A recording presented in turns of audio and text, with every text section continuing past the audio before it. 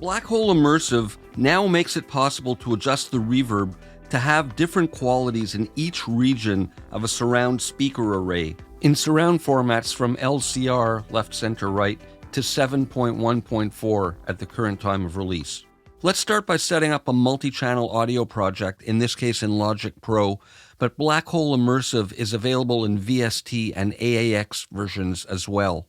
Here in the new project chooser, I can select spatial audio right from here and turn it on and create the project like that. If I don't, however, it's no problem. You can do it once the project is created, and in this case, I'm going to create 2 tracks. And in the case of Logic Pro, we go under File and then Project Settings in Audio, and we can enable spatial audio here and set the surround format that we want to use. Now again, in Logic Pro, in the global settings for the project, you can set under Audio and I/O assignments which of your speakers are assigned to which channels from the output of your audio interface. However, if you're monitoring through headphones, it's not a problem because Logic Pro provides a Dolby Atmos plugin here on the master output, which allows you to monitor in binaural mode with different binaural rendering options, or if you're using a multiple speaker setup, you can set it here.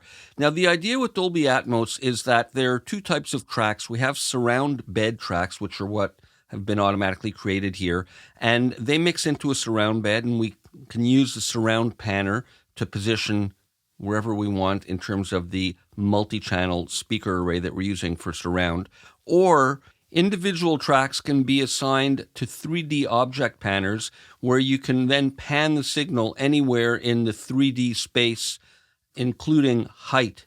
Now, all of the surround bed channels and tracks appear at the master output before the Atmos plugin, so it's a good idea to place this a bit later in your insert field so you can put some monitoring and metering plugins here to monitor the surround bed, and then the 3D object tracks are processed through the Atmos plugin and are then monitored after. Here's an instance of Blackhole Immersive on a mono audio track. Now, Blackhole will automatically upmix the input source to match the output configuration if it's necessary. And what that means is, in this case, it's only receiving a single mono signal, and it'll upmix that when we click to the output tab and have the signal spread to all of the potential channels. Now, when there's no LFE signal in the original audio, and there isn't in this mono case, it won't appear in the LFE channel, which is what you want. Now, if your original audio is a surround track that contains an LFE channel, it will appear here, and you can optionally mute it and control the level. But by default, there's no signal in the low-frequency effects channel. So here I'm going to engage a test oscillator so we can see what's happening. It's just a test tone. I'm going to bring the volume down. We don't need to hear it. But we can see all of the channels here, and here I'm metering or monitoring this after the Atmos plugin. So we can link or unlink any of these pairs of channels here, and you'll see that as I dial all of these down, let's start with all of them down, and we can see where each of them places the signal in the channel once it's past the Dolby Atmos plugin. We can bring this up and we'll see left front over here. We can bring this up and we'll see signal in the center channel. Here we see it in the right channel. Now for the sides, we have left side and the right side. And then the rear speakers, we have the surround rear, and they're linked together in that case. Let me unlink them. There's the left surround rear, the right. And for the top, the Logic Atmos renderer plugin is upmixing from 7.1.2 to 7.1.4, and that's why you see the top side faders of the plugin controlling 2 separate top channels each. Now here's an example with Blackhole Immersive set up on a surround input-based effects return channel. So here on the same mono audio track with the same test tone playing, I'm sending to the bus using post pan, and I've got the panner up here. And here in the input field, we're seeing all of the inputs of the surround signal that's arriving here. And right now it's only receiving from the center. And then the output, you leave everything up. And then as we use the surround panner here, we can see the various inputs on the instance of Blackhole Immersive on the effects return being triggered.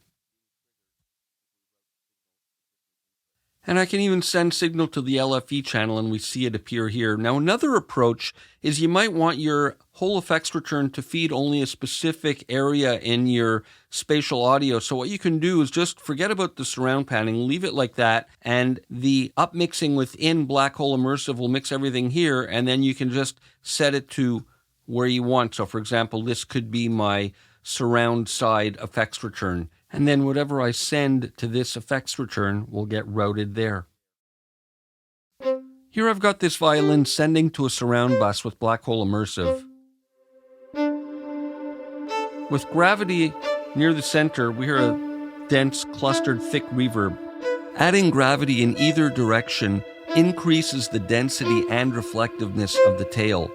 Positive values are for standard tails, and negative values are for reverse tails.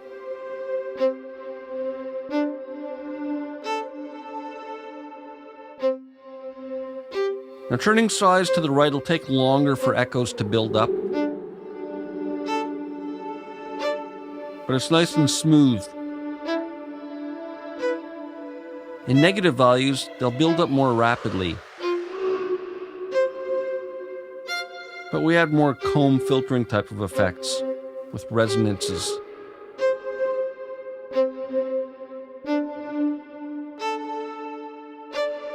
Now this controls the feedback around the whole reverb structure to make the tail longer.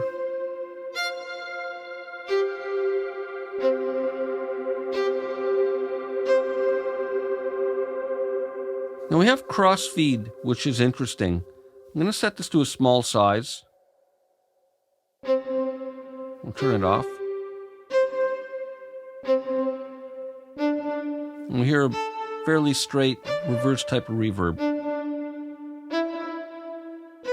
And as I dial it up, it's feeding into all the sides. Now these tilt controls scale the difference between the front and rear values of the surround array. Positive values scale the rear to be smaller or shorter, and negative values scale the front to be smaller or shorter. So in the case of size, for example, we set this to where we want it, and as I move the panning from the front to rear, it'll remain consistent.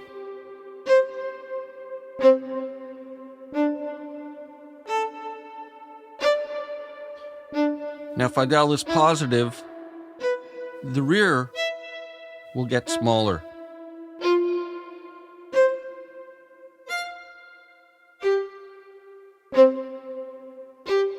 But this maintains the value we have, and I can do the reverse. Well, now this is smaller. And that maintains the value. And then we can option click to reset.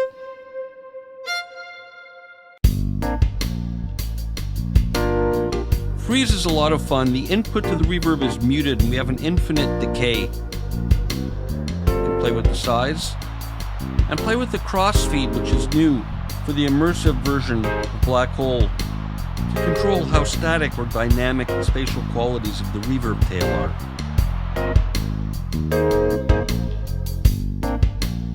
We can modulate the tail.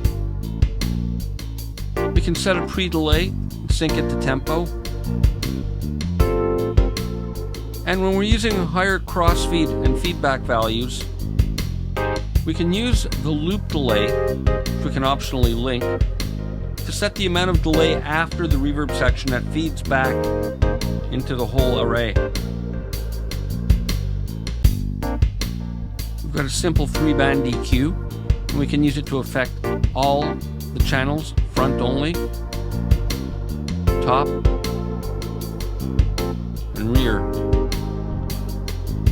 And we have the morph functions that we see in all the Eventide plugins, which is a lot of fun,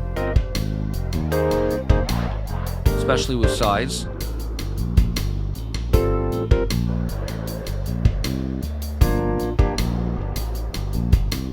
So that's Blackhole Immersive from Eventide.